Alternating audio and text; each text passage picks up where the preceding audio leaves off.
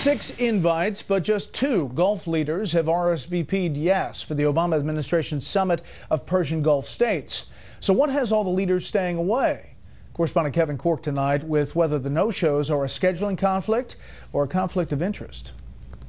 From the White House to the State Department, it was the elephant in the room. Was it a snub or wasn't it? I think we've identified the word of the day in the briefing today. Despite strong pushback from the administration, questions still abound about why Saudi Arabia's King Salman won't attend Thursday's Gulf Cooperation Council meeting at Camp David.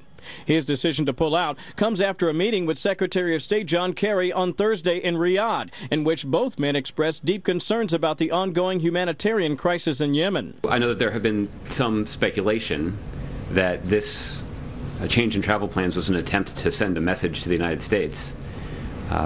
If so, that message was not received because all the feedback that we've received from the Saudis has been positive. State Department officials say it's the fragile ceasefire, not disagreements with the administration, that's behind the change of plans. Given what's going on in Yemen, the imminent start of a ceasefire, hopefully, if the Houthis agree to it there, the king made this decision. Alone, the 79-year-old monarch's absence would be explainable. But the fact that leaders from 4 of the 6 invited nations are expected to skip underscores a widening division between the administration and some partners in the region. The Gulf Cooperation Council is made up of Saudi Arabia, Oman, Kuwait, Bahrain, Qatar, and the United Arab Emirates. But it's a country not on that list, Iran, with its disruptive support of Houthi rebels in Yemen and the renegade Assad regime in Syria that has GCC partners concerned. Saudi Arabia, in particular, has been sharply critical of the White House effort to curb Tehran's nuclear capacity in exchange for lifting international sanctions. Critics say that's the real reason why so many GCC leaders are passing up Thursday's meeting in Maryland. I think this president is so stubborn he may not even pay attention to their message, but they are giving a message that this Iran deal is bad for the region and bad for America and bad for the world. Deputy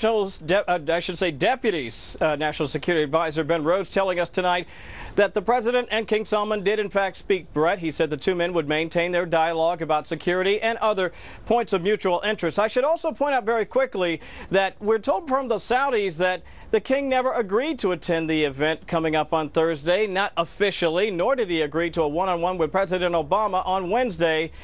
Of course, it looks like the White House may have jumped the gun on that. All right, Kevin Cork live on the North Lawn. Kevin, thank you. More on this with the panel. Secretary of State John Kerry will meet face-to-face with Russian President Vladimir Putin tomorrow in Sochi. They plan to discuss several issues, including Iran, Syria, and Ukraine. The State Department says the trip is an effort to ensure U.S. views are clearly conveyed. Still ahead, surprising candor from CIA veteran Mike Morrell on crucial mistakes made and his effort to straighten the record on one issue. First, an outpouring of love amid shock after 2 police officers shot to death in Mississippi over the weekend.